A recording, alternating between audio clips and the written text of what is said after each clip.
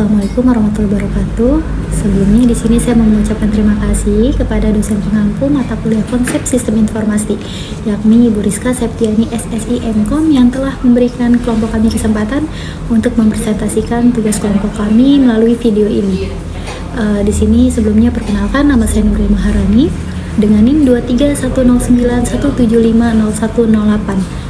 Di sini saya sebagai moderator dan tentunya kita di sini tidak sendiri. Saya bersama teman saya yaitu Muhammad Faiz dan kita akan membahas dengan tema arsitektur database. Ini kita mempunyai beberapa topik pembahasan yakni sesuai dengan yang di slide. Nanti akan dijelaskan dengan saya sendiri dan juga dengan teman saya yaitu Muhammad Faiz.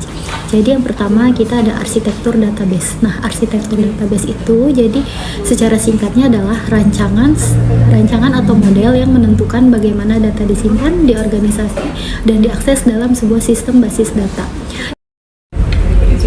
Dan arsitektur database juga memiliki beberapa komponen-komponennya.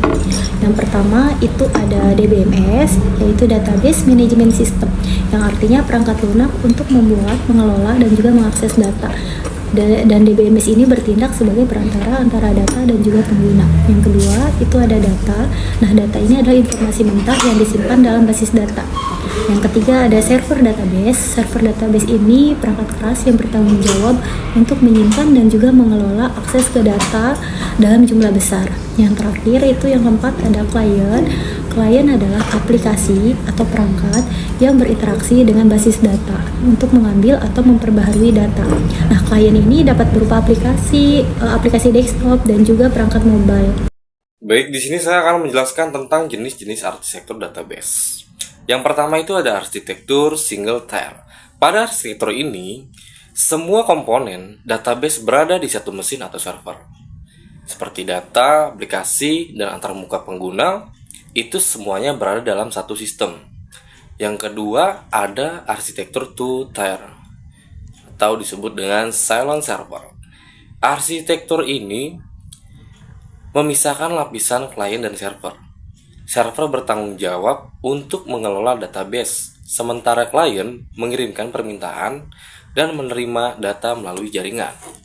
Yang ketiga ada arsitektur three tier. Pada arsitektur ini ada 3 lapisan yang terpisah. Presentation layer. Lapisan ini bertanggung jawab untuk menampilkan data kepada pengguna. Yang kedua, ada application layer. Jadi fungsi application layer ini menjalankan logika bisnis dan berkomunikasi dengan lapisan database. Dan yang ketiga, ada database layer atau disebut dengan server database. Jadi database layer ini tugasnya menyimpan dan mengelola data. Selanjutnya saya akan menjelaskan tentang arsitektur terdistribusi. Dalam arsitektur terdistribusi ini, data itu disimpan di beberapa node atau server yang terhubung melalui jaringan. Setiap node dapat menyimpan sebagian data atau mereplikasi data yang sama. Selanjutnya ada arsitektur n-tier atau multi-tier. N-tier ini adalah perluasan dari arsitektur three-tier, di mana lebih banyak lapisan ditambahkan untuk mengoptimalkan performa, keamanan, dan skalabilitas. Misalnya, lapisan caching, load balancing, atau lapisan middleware untuk meningkatkan efisiensi. Kelebihannya ini itu sangat fleksibel, scalable, dan cocok untuk sistem yang dikompleks. Terus yang kekurangannya itu dia lebih mahal dan sulit diimplementasikan serta dipelihara. Lanjut, di sini ada tren dan perkembangan arsitektur database. Yang pertama itu ada cloud database. Basis data yang dihosting di cloud memberikan skalabilitas, fleksibilitas, dan efisiensi biaya. Yang kedua itu ada NoSQL database. Basis data yang tidak menggunakan model relasional, menawarkan fleksibilitas dan skalabilitas untuk data yang tidak terstruktur. Yang ketiga itu ada big data dan analis. Penggunaan basis data dan teknologi untuk menyimpan, menganalisis kumpulan data yang besar dan kompleks. Yang keempat ada kecerdasan buatan AI. Integrasi AI dalam database untuk mengoptimalkan kinerja, meningkatkan keamanan, dan memprofesionalisasi pengalaman pengguna.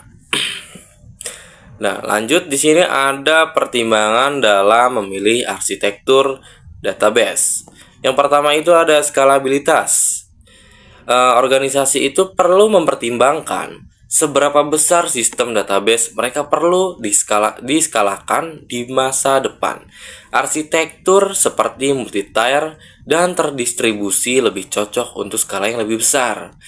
Dan untuk biayanya itu, arsitektur yang lebih kompleks seperti multi-tier atau cloud cenderung memiliki biaya di implementasi dan pemeliharaan yang lebih tinggi. Sementara single tier atau two tier itu mungkin lebih hemat untuk aplikasi yang kecil. Oke, baik. Jadi dari presentasi kelompok kita yang dapat saya simpulkan ya bahwa arsitektur database adalah cara mengatur komponen-komponen dalam sistem database agar data dapat disimpan, diakses, dan dikelola dengan efisien. Dan juga tujuan utamanya adalah memastikan data aman, cepat diakses dan mendukung kebutuhan bisnis dengan fleksibilitas tinggi. Dan juga arsitektur database juga banyak memiliki jenis-jenisnya. Jadi pilihlah arsitektur database tergantung pada kebutuhannya. Ya. Sekian presentasi kelompok kami dari kelompok 6. Terima kasih atas atensinya. Kurang lebihnya saya mohon maaf. Jika masih banyak kurangnya juga saya mohon maaf karena saya pun masih belajar. Terima kasih. Assalamualaikum warahmatullahi wabarakatuh.